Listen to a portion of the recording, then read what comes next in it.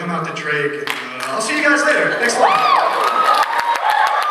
But, I just want to say, for any of the dance groups out there, I know you're wondering, yes, I am a free agent, so...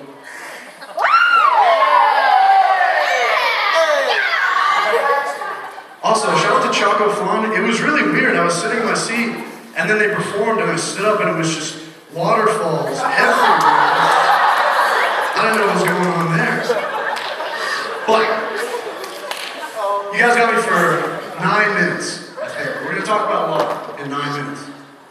One of the biggest things I want to talk about is what I've learned as a USS student about women. Guys, listen up. The key to success, right here, about women, if you want a girl to like you, don't answer her text messages.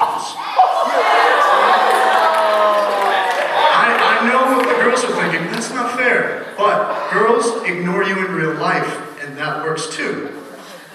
So, the reason that you ignore her text messages is because there's 2 things that go on in her mind when you do that. 1, he's with another girl. He doesn't like me. I should text him 8 times to make him respond. The second thing, he's probably shirtless, just wet, fighting monsters, doing heroic things. The second thing is more desirable. First thing, more realistic. The thing is though, it doesn't really work in person. Like you can't just ignore a girl if she talks to you. Like, hey Charlie, you want to do something? Do I like sign you? Like, do you not here or something? Or what?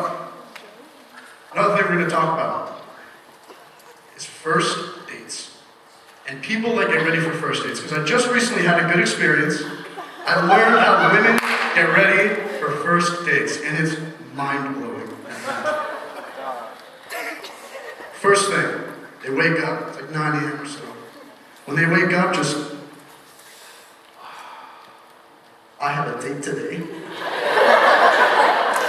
This is my special day. Guys, 9 o'clock. Shit. I have a date today. Why did I do this? Girls, you get up. You don't eat too much because you want to look good in the Lululemon when you're at the gym. Get ready. I say that because I have like 9 girls a day come up to me and they're like, I have a date tomorrow. I need to lose 12 pounds. And you can't do that, sorry. Can't help it. Guys, probably go back to bed, sleep till like 12:30, 1 o'clock. Wake up, realize it's socially unacceptable to do that. Get up. I guess we gotta find somewhere to go to eat now. And we always look for the most obscure place in the world. I took a girl to a restaurant because someone said Drake went there once, and I thought it would be cool to drop that. Because I know she's talking to her friends like, yeah, we're going to Coconut Latte Bistro-esque. Drake was there once, we might see him, I don't know. And she's got that friend in the back like, oh, so you're going with Charlie? Tried to hook you up with my lawyer friend, but you didn't want to do that, now did you? Guys, it could be 1:30, it's like 2 o'clock, let's say the date's at 7. 2 o'clock, you're getting ready. You're thinking about where you can go, thinking about what you should wear, don't want to be too formal, don't want to put too much on. I had a friend of mine tell me, when she was getting ready for her date, she sent me a photo of what she was wearing, and she was like, is this a good outfit? And I was like, well, what do you want to say? Because that's very important. You know, you gotta be able to say what you want with your outfit. And I swear, this is what she said, quote, I don't want to look too slutty, but I want him to know that if he puts in the work, the dress is coming off.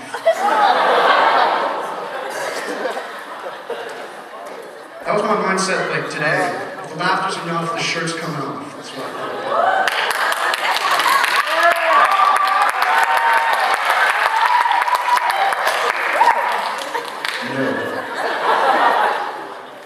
So, for guys Guys, like 2 o'clock, we're looking at stuff, all of a sudden, Tim texts you, dude, the new Call of Duty just came out. You gotta come over, you gotta see this, we gotta play.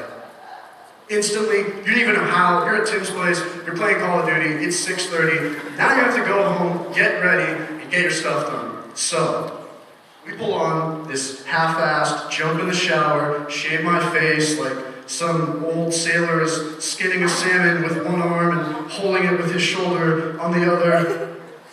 Girls. At this point, they've sent like 37 photos to their friends, like, oh, like, is this good? Like, do I look nice in this? Like, do I look kind of like funny, but like, you know, like, you can get it if you want, you know?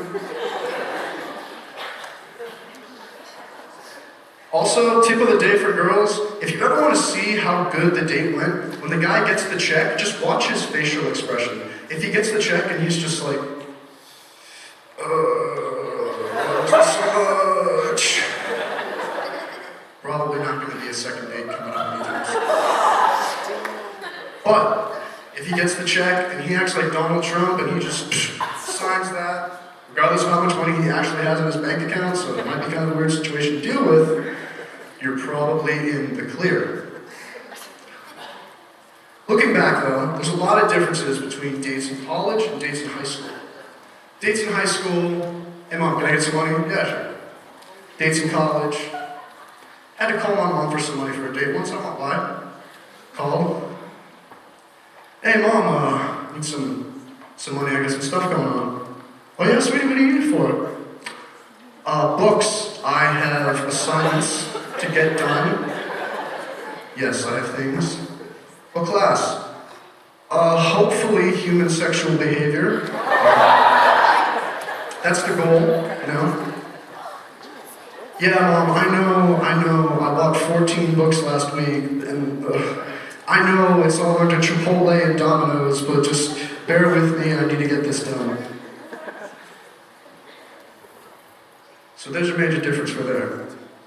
But looking back, we really don't tend to appreciate free meals, which is kind of why I'm jealous about girls, honestly, because if I was a girl, I'd be heartless. I'd be taking every guy on a date, buy me dinner, I want whatever you can give me.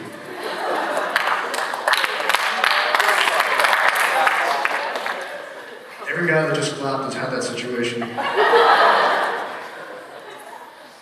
The best memory of a free meal that I can think of is when I was 10 years old. It's a prominent memory because it's the only fight I have ever been in my life. And I wouldn't even call it that. Let's set the stage here. Picture me, half the size, half the weight.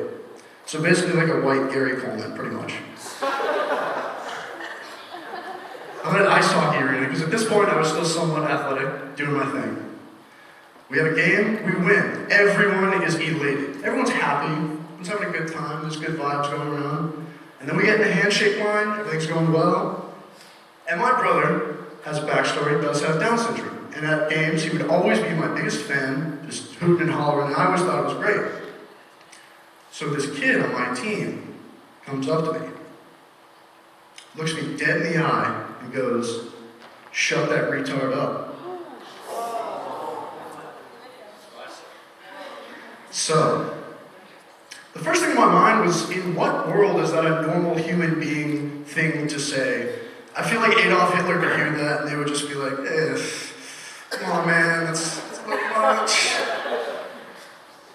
So, naturally I did the only thing that I can think of is when he turned away, I punched him in the back of the head.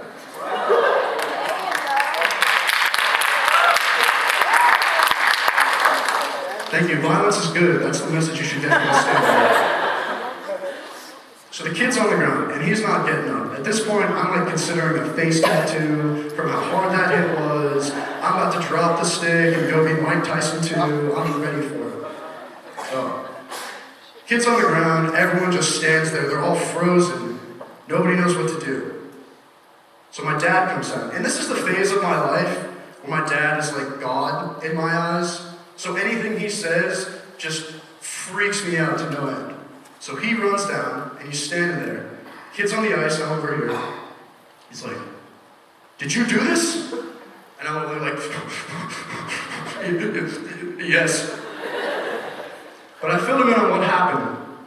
And his main concern was, is this kid alive? Because I'm not kidding, he was comatose on the ground. He had the same movement as a piece of bread. It was awful. So my dad comes up, and he leans over, he looks at the kid, and he looks at me, he looks at the kid again, and his face turns from disgust and worry, and he goes, "You want to go get a Happy Meal, Bucky?" Yeah, it's a free Happy Meal, of course I want to go do that. But I digress. Moving on. One thing that I did hear before I came on stage tonight is people kept telling me to break a leg, and I don't know where that came from, because in any other respect, if you see someone at a sporting event, or you see someone hanging out with your friends, like if you have a friend that's a swimmer and you look at him and go, "Drown." That's not something you should say to somebody when they're trying to